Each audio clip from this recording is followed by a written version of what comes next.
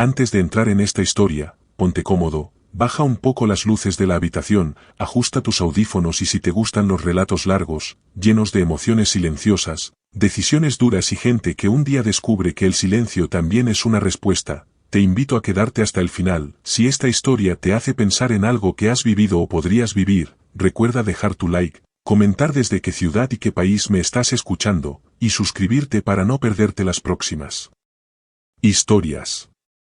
Mi nombre, o al menos el nombre que usaba antes de que todo explote, era Tomás Ribeiro. La primera imagen nítida que tengo después de un apagón absoluto es un techo blanco de hospital y un silencio tan grueso que casi se podía tocar. Ese silencio solo se rompía con el pitido monótono de una máquina al lado de mi cama. Intenté mover los dedos y nada respondió. Era como si mi cuerpo se hubiera convertido en un bloque pesado que no me pertenecía. La garganta me quemaba y cuando traté de hablar, solo salió un soplo áspero que me asustó más que el cuarto vacío. Después de un tiempo que no sé medir, apareció una enfermera, luego un médico, luego otros rostros que entraban y salían como gente que sube y baja de un tren que nunca se detiene del todo. Hablaban en tono bajo, escogiendo cada palabra como si una frase equivocada pudiera romperme. Me dijeron que había estado en coma muchos meses. Esa idea se repetía como un martillo, meses con mi vida en pausa mientras el resto del mundo seguía. Cuando por fin se fueron, la habitación volvió a ser una pecera de ruidos mecánicos y espacio vacío. Me quedé mirando la pared, intentando recordar la última imagen antes de la oscuridad, lluvia golpeando el parabrisas, luces viniendo del lado equivocado, el volante girando, un destello, y el rostro de mi esposa, Clara. La esperé. Esperé horas o días, porque el tiempo en el hospital es elástico y mentiroso. Entraban enfermeras, un fisioterapeuta hacía anotaciones a los pies de la cama, alguien preguntó si había familia a quien avisar. Junté fuerzas y susurré, mi esposa. Clara Ribeiro, avisen a ella, por favor. La enfermera dudó medio segundo, y ese medio segundo dijo más que la frase que vino después. Respondió, voy a revisar en su ficha, señor. Ahí, sin saber bien por qué, el silencio cambió de peso. Clara no apareció ese día, ni el siguiente. Al tercer día, en lugar de ella, entró en la habitación una administradora del hospital, con una carpeta abrazada contra el pecho como si el plástico pudiera protegerla de lo que tenía que decirme. Me llamó señor Ribeiro con un tono profesional, distante, y empezó a hablar de alta, de seguro, de papeles. Yo escuchaba como si estuviera debajo del agua hasta que explicó que mi contacto de emergencia había sido cambiado meses atrás, que el plan de salud conjunto se había cancelado y que mi esposa había firmado documentos transfiriendo la responsabilidad de mi tratamiento al sistema público cuando se agotaron las opciones. Pregunté con la boca seca, ¿ella se fue? Ella no lo dijo con esas palabras, pero tampoco hizo falta. Cuando mi cuerpo estuvo lo bastante fuerte para salir del hospital, nadie vino a buscarme. Un taxi pagado por el propio hospital me dejó delante del edificio donde antes vivía con Clara, en una zona cómoda de una ciudad llamada Valdoria, en un país grande cualquiera, Lurentia, que podría ser casi cualquier lugar del mapa. La llave todavía giró en la cerradura, pero el apartamento ya no era mío. Dentro no había muebles, ni fotos, ni la marca hundida en el sofá donde ella se sentaba con el portátil en las piernas. Hasta los imanes de la nevera habían desaparecido. Las paredes estaban desnudas, con rectángulos de un tono más claro donde antes colgaban cuadros y recuerdos. En la encimera de la cocina había un aviso de redirección de correo con una dirección nueva que yo no reconocía. Ella se había mudado. Me dejé caer en el suelo, apoyando la espalda en la pared, mirando fijamente el cuadrado más claro donde antes colgaba nuestra foto de boda. En ese primer momento no sentí rabia, sentí una incredulidad tan grande que parecía anestesia. En las semanas siguientes, entre llamadas frías y comentarios incómodos de los pocos conocidos que aún me respondieron, fui entendiendo el tamaño del borrado. Clara había vendido el apartamento, cerrado nuestras cuentas conjuntas, iniciado la separación alegando diferencias irreconciliables. Algunos amigos sonaban avergonzados, eligiendo cada palabra como si pisaran cristales. Uno, al final, soltó la frase que todos repetían, creímos que no ibas a despertar, ella también lo creyó. como si eso arreglara algo. Después de esa llamada dejé de insistir. La recuperación fue lenta, dolorosa y sin público. Fisioterapia durante el día, noches en blanco enfrentando un cuerpo que ya no obedecía como antes. Y fue en ese proceso que aprendí lo fácil que es desaparecer en un país grande cuando de verdad quieres. La mayoría de sistemas da por hecho que seguirás siendo la misma persona de siempre. Yo decidí que no. Cuando ya podía caminar solo y subir escaleras con cuidado, mi nombre viejo empezó a sonar como el de un personaje de cine, no el mío. Una mañana gris estaba en una fila interminable de una oficina pública en una ciudad mediana, a varias horas de Valdoria. En la carpeta que llevaba había un nuevo domicilio, nuevos datos y un nombre distinto, elegido no por su significado, sino precisamente porque no significaba nada especial, un nombre común, de esos que se pierden en cualquier base de datos. La funcionaria me pidió confirmar, ¿este es usted? Miré las letras un segundo, miré la foto pequeña con mi cara más flaca y respondí, sí, ese soy yo. Cuando salí al exterior con mi nueva identificación, Tomás Ribeiro, el hombre que había creído en promesas de para toda la vida, dejó de existir. Antes del techo blanco, de las máquinas y de las firmas que me borraron de los papeles, había existido un nosotros que visto desde fuera parecía éxito. Clara y yo vivíamos en una casa adosada en un barrio ordenado, con fachadas grises, marcos blancos en las ventanas y balconcitos estrechos mirando a otros balconcitos iguales al otro lado de la calle. Los fines de semana, el barrio olía a césped recién cortado y café caro de la cafetería de la esquina. Era un lugar seguro, previsible, perfecto para enseñar. Presentable, era una palabra que a ella le encantaba. Nos conocimos a los 20 en una fiesta de fin de año de la empresa a la que yo ni siquiera quería ir.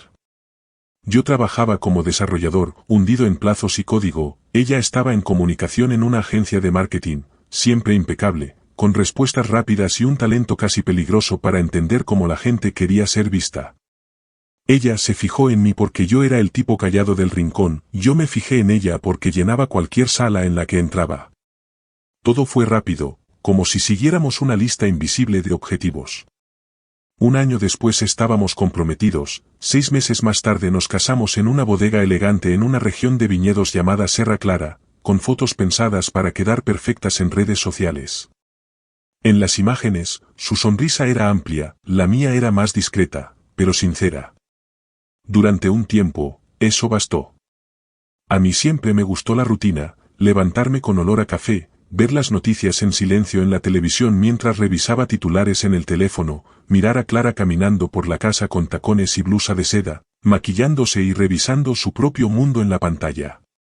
Volver del trabajo, cenar algo en el sofá con cualquier serie puesta, dormir sabiendo más o menos que me esperaba al día siguiente.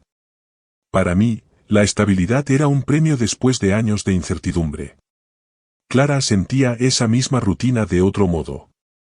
Al principio la confundió con seguridad, pasado un tiempo, el mismo confort empezó a parecerle una caja. Su carrera se estancó un poco, nada escandaloso para quien miraba desde fuera, pero suficiente para incomodar a alguien acostumbrada a subir sin parar. Colegas más jóvenes fueron adelantándola, y su pantalla se llenó de ascensos, cambios de ciudad, viajes, bebés y cenas que parecían trofeos.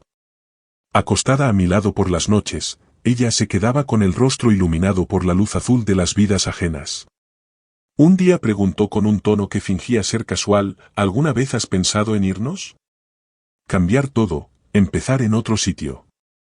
Yo respondí que para qué, que las cosas marchaban bien donde estábamos. Ella sonrió sin humor y murmuró que parecía que todo el mundo avanzaba menos nosotros. Yo dije que nosotros también avanzábamos, solo que sin hacer ruido. Ella ya no dijo nada.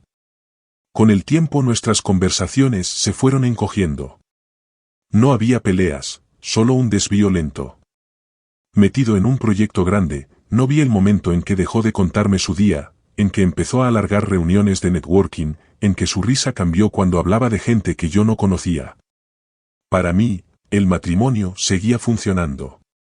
Para ella, empezaba a desvanecerse. No hubo una traición clara al principio, ni una explosión dramática, solo capas y capas de dudas silenciosas debajo de sonrisas educadas y listas de supermercado. Clara empezó a imaginar otras versiones de sí misma en otras ciudades, con otros trabajos, otras historias. En esas versiones no era la esposa de Tomás, era solo Clara. Yo sentía que algo se estaba torciendo, pero no tenía lenguaje emocional para enfrentar eso. Hacía preguntas sobre planes, dinero, futuro, ella respondía de forma práctica, cortando cualquier conversación profunda con soluciones rápidas. Una noche le pregunté si era feliz y me dijo que yo pensaba demasiado. La palabra feliz se quedó flotando entre nosotros, sin dueño. La noche del accidente empezó como cualquier otra. Yo me quedé hasta tarde en la oficina intentando cerrar correcciones antes de un lanzamiento importante, ella fue a una cena con clientes en el centro. Según supe después, el teléfono de Clara vibró varias veces con mensajes que ella no contestó. Cuando salí del edificio la lluvia ya cubría las calles, los faros y los escaparates eran manchas borrosas. Entré al coche agotado, encendí el limpiaparabrisas y lo último que recuerdo es un destello viniendo del lado equivocado, un giro brusco, el sonido de metal contra metal y oscuridad. El resto lo conocí por fragmentos ajenos, la llamada cerca de medianoche, la voz demasiado calmada diciendo, accidente grave, trauma, está vivo pero inconsciente, la carrera de ella hasta el hospital, las primeras semanas en las que se sentó a mi lado, me sostuvo la mano, trajo libros, puso música que yo escuchaba siempre. Yo no vi nada de eso, mi cerebro estaba apagado. Aún así, cargo esas escenas como si fueran mías, porque alguien me las contó y porque así es como elijo imaginar. A medida que los días se convirtieron en semanas y luego en meses, algo en ella empezó a romperse. La vida de Clara se estrujó entre visitas al hospital y un trabajo que empezó a verla más como problema que como talento. Las facturas médicas llegaron en sobres gruesos, llenos de términos que casi nadie entiende.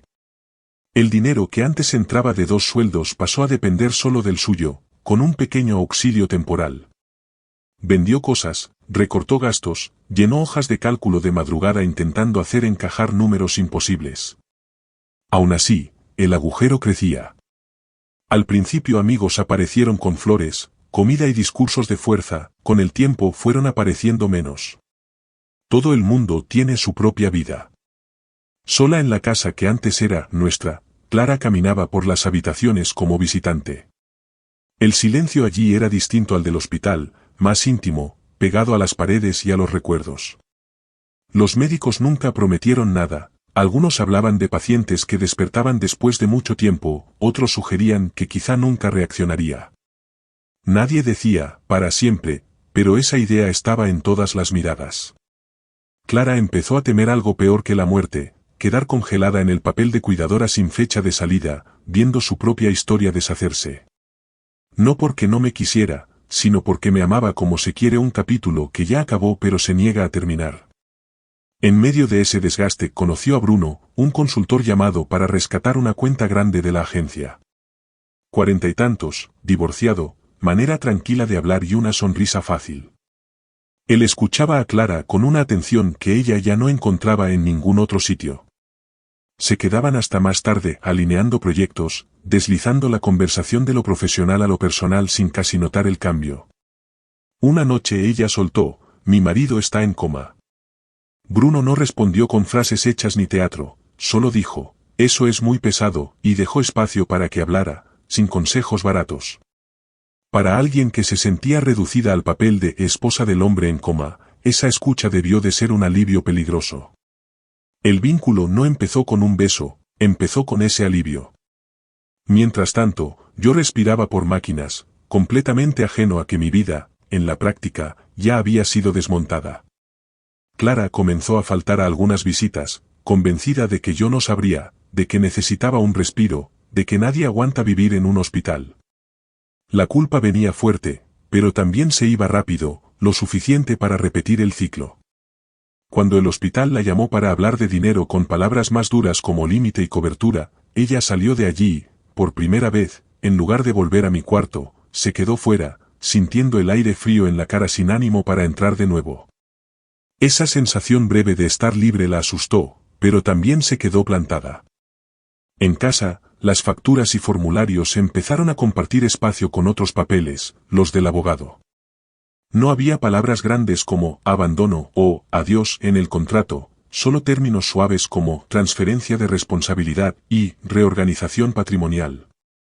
Extendió esos papeles en la misma mesa donde antes hablábamos de viajes y discutíamos qué sofá comprar, y se quedó mirando el bolígrafo como si pesara toneladas. El abogado le explicó que no era exactamente un divorcio inmediato, que era protegerse, que había pasado tiempo suficiente desde el accidente para que el sistema aceptara que tal vez mi estado no cambiaría. Casi un año.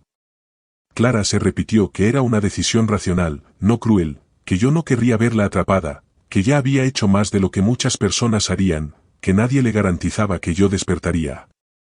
¿Y si despertaba, quién sería yo? ¿Sería capaz de mirar y perdonar? Esa pregunta se la guardó. Antes de firmar evitó verme unos días, sabía que si se sentaba otra vez junto a mi cama, todas sus justificaciones se vendrían abajo. Cuando por fin entró en la habitación, se sentó en la silla, me tomó la mano y murmuró, tengo que decidir cosas de la casa, de las cuentas, de todo. Obviamente no respondí. En ese silencio, ella lo tomó como permiso, apoyó la frente en mis dedos y susurró un perdón que nadie más oyó. Fue la última vez que lo dijo en voz alta. El resto fueron firmas y sellos. Vendió nuestro hogar, empaquetó mis cosas como si fueran pertenencias de un desconocido y lo llamó guardar. Se mudó a un apartamento acristalado en el centro, con vista a edificios y luces, donde la vida aparece siempre en movimiento. Llamó al hospital y autorizó la transferencia de mi responsabilidad al Estado, algo descrito como un simple ajuste administrativo, le aseguraron que seguiría recibiendo cuidados. Ella se agarró a esa frase. El día antes de la mudanza definitiva, borró mi contacto del teléfono. Ese gesto pequeño cerró una puerta dentro de su cabeza. Para ella, nuestra historia terminaba como tragedia inevitable. Pero el mundo no avisa cuando decide contradecir nuestros finales. Y yo desperté. La primera vez fue un destello de luz y ruido del que me volví a hundir en la oscuridad sin entender nada. La segunda vez fue para quedarme. Sentí la dureza de la cama, la rigidez de los músculos, un dolor profundo por todo el cuerpo, como si me hubieran desmontado y armado de nuevo de cualquier manera. Abrí los ojos y el techo blanco me miró de vuelta. En mi cabeza todavía estaba la certeza de que Clara estaría allí. Busqué con la mirada la silla junto a la ventana, imaginándola dormida, con una manta sobre los hombros y el móvil en la mano. La silla estaba vacía. Eso no me asustó al principio, la gente entra y sale.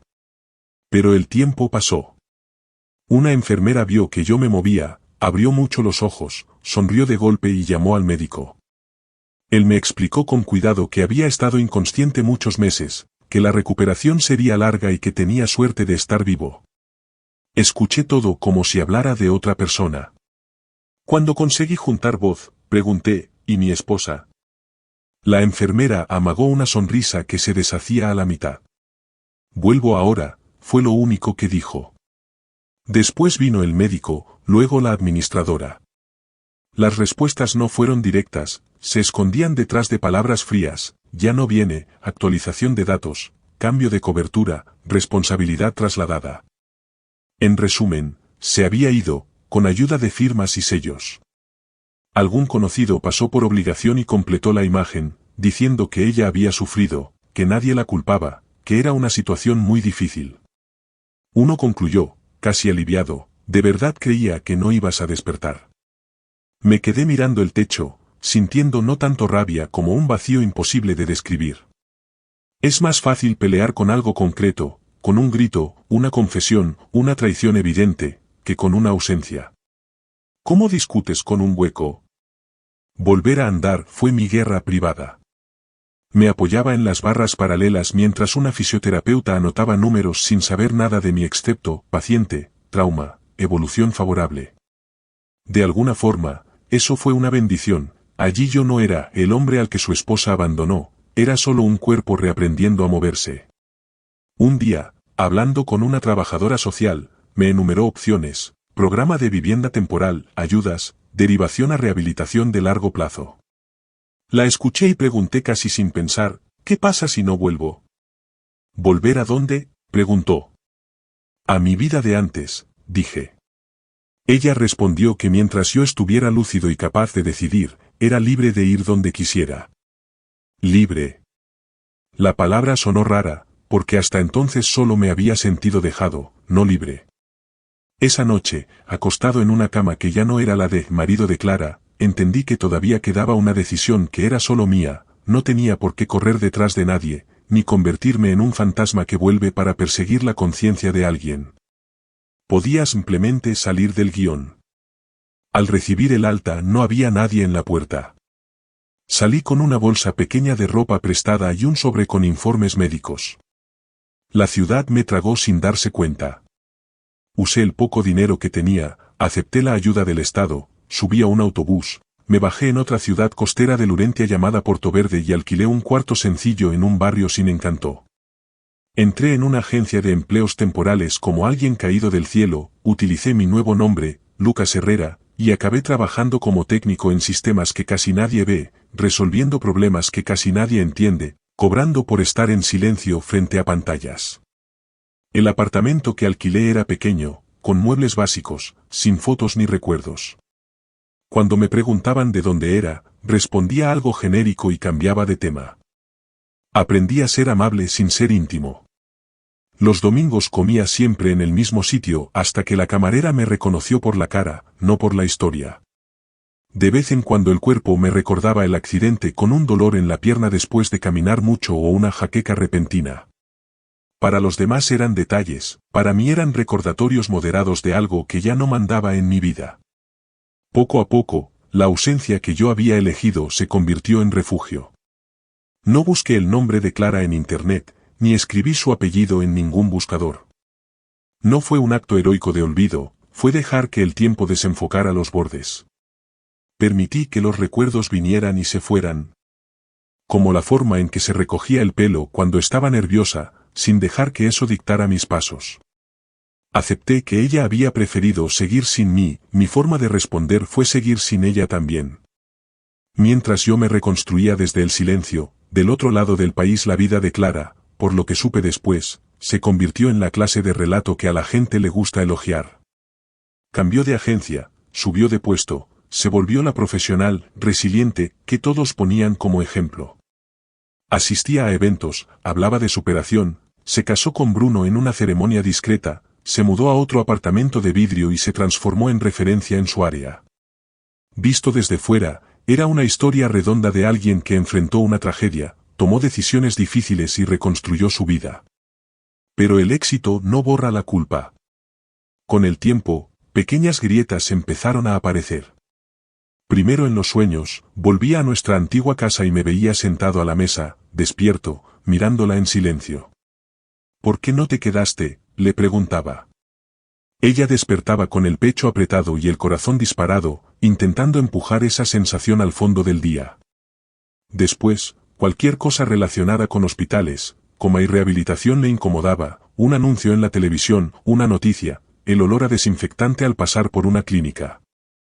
Empezó a buscar a escondidas artículos sobre personas que despertaban después de mucho tiempo, casos raros de recuperación tardía. Nada de eso cambiaba los hechos, pero sí su cabeza. El ¿y si? Se instaló. ¿Y si hubiera despertado? ¿Y si se había rendido demasiado pronto? Nunca dijo esto en voz alta, ni siquiera a Bruno. La imagen que había construido de sí misma se sostenía en el movimiento constante, mirar atrás era arriesgado. Yo, mientras tanto, seguía mi vida tranquila. Conseguí un trabajo voluntario en un centro comunitario de tecnología, enseñando a adolescentes a programar. Allí nadie quería saber de mi pasado, solo cómo hacer que el código funcionara. Era un lugar donde podía ser útil sin ser juzgado. Pasaron años así hasta que, en un viaje corto de trabajo, vi el rostro de Clara por casualidad en una pantalla gigante de la estación. Era la cara de una campaña nacional, presentada como símbolo de liderazgo y visión. Me quedé quieto un segundo, la reconocí al instante y seguí caminando. No sentí odio ni nostalgia, sentí algo parecido a cuando te cruzas con un viejo compañero de colegio en la calle, reconocimiento distante. Esa noche, lejos de mí, ella se despertó con la sensación de que algo importante había cambiado en algún lugar. Esa sensación no se fue. Lo que no imaginaba era que un día mi nuevo nombre acabaría encima de su mesa. Ocurrió de la forma más fría posible. Estaba revisando, ya como directora, un informe de verificación de un posible socio tecnológico para un proyecto social. Era rutina, hasta que un conjunto de datos llamó su atención, una fecha de nacimiento, un vínculo antiguo con Valdoria, un periodo en blanco y una reaparición limpia en Portoverde. Tiró de cada hilo con las herramientas que tenía y el rompecabezas se cerró en su pecho. El hombre que había enterrado en su cabeza no estaba muerto ni conectado a máquinas. Yo estaba vivo, y lo que era peor para ella, no había vuelto. En los días siguientes funcionó en modo automático, reuniones, presentaciones, cenas. Por dentro, una frase no paraba de resonar, despertó y no volvió. Sin contarle a nadie, empezó a armar el mapa, un registro aquí, un contrato público allí, una foto pequeña en la web del centro donde yo daba clases. Yo salía al fondo explicando algo a un grupo de chicos, más delgado, algo más viejo, pero entero. Cerró el portátil y lloró como quizá no lloraba desde el accidente. No solo porque yo estaba vivo, sino porque mi ausencia era una decisión. En algún momento la culpa ganó al miedo. Compró un billete de avión, mintió diciendo que era un viaje de negocios, reservó un hotel en el centro de Portoverde y pasó una mañana entera al otro lado de la calle del centro de tecnología, mirando gente entrar y salir. Las puertas de cristal reflejaban su rostro mezclado con el movimiento de la ciudad. Cuando salí al final de la tarde, con una mochila simple al hombro, ella me reconoció al instante. Yo sentí una mirada clavada en mí antes de registrar el rostro. Tomás, llamó, usando un nombre que oficialmente ya no existía. Me detuve. El tiempo se estiró. La reconocí, claro, pero el impacto que había imaginado durante años no llegó. Lo que sentí fue una calma extraña, como si esa escena hubiera sido ensayada tantas veces en mi cabeza que cuando por fin ocurrió ya estaba desgastada. Soy yo, dijo casi sin voz. Lo sé, respondí. Nos quedamos unos segundos frente a las puertas, como si el resto del mundo hubiera perdido el sonido. Dije, no pensé que algún día vendrías a buscarme. Ella respiró hondo y confesó que tampoco sabía si debía estar allí, que no tenía idea si yo quería verla. No quería, contesté, sin agresividad, solo con honestidad. Eso la golpeó más que cualquier grito. Caminamos por la calle, lado a lado, sin tocarnos, como dos personas que comparten acera pero no historia. Me contó sobre el hospital, sobre los primeros meses, sobre cómo luchó, vendió cosas, se desgastó, se sintió borrada. Habló del miedo a quedarse atada para siempre a una cama que no era la suya. Yo escuché en silencio, sin justificar ni condenar. Cuando terminó, le dije, yo desperté en un cuarto donde tú ya no estabas, en un mundo en el que todas las decisiones sobre mi vida se habían tomado sin mí. No había nota, no había explicación, solo un vacío. Así que tuve que decidir quién iba a ser sin ti. Ella lloraba abiertamente. Dijo que no estaba allí para pedir perdón, que sabía que no lo merecía, que solo necesitaba que yo supiera que nunca dejó de pensar en mí. Pensar en alguien no es lo mismo que quedarse, respondí. Nos detuvimos bajo la luz pobre de un poste. Los coches seguían pasando, la gente hablaba, la ciudad seguía indiferente al hecho de que un matrimonio estaba siendo enterrado allí, sin música ni flores. Me alivia verte vivo, dijo. Yo por fin estoy en paz, contesté. Me preguntó, con miedo, si algún día la buscaría, si quedaba alguna posibilidad, aunque fuera como amigos. Negué con la cabeza. No para castigarla, sino porque por primera vez en mucho tiempo ya no necesitaba que ella me viera, me entendiera ni me explicara nada. Prometió que no volvería a contactarme. Le dije que le creía. Me deseó felicidad. Le respondí que esperaba que aprendiera a vivir con sus decisiones. Di unos pasos hacia atrás, me di la vuelta y me fui. No hubo abrazo, ni beso, ni frase de película.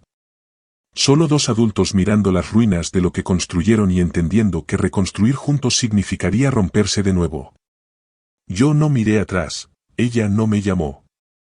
Se quedó sola en esa esquina, escuchando su propia respiración, como la primera vez que decidió quedarse fuera del hospital sin entrar. El vuelo de regreso a su vida pasó como un suspiro. Su marido percibió que algo en ella estaba más pesado, aunque por fuera todo siguiera igual. Volvió a sus campañas, viajes y aplausos, pero el silencio empezó a acompañarla en los descansos, sentado a los pies de la cama o en la silla de la sala de reuniones, recordándole que hay decisiones que no terminan cuando firmas papeles, solo empiezan a hacer eco.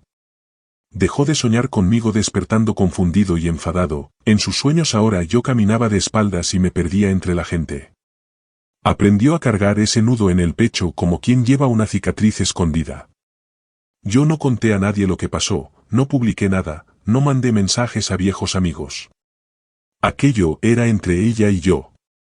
Entendí tarde que el cierre no es algo que otra persona te entrega, es algo que tú mismo recoges. A veces aún me duele la pierna cuando cambia el tiempo, aún recuerdo cómo la lluvia deformaba los faros aquella noche, pero ahora eso es solo un detalle de una historia que ya no decide quién soy.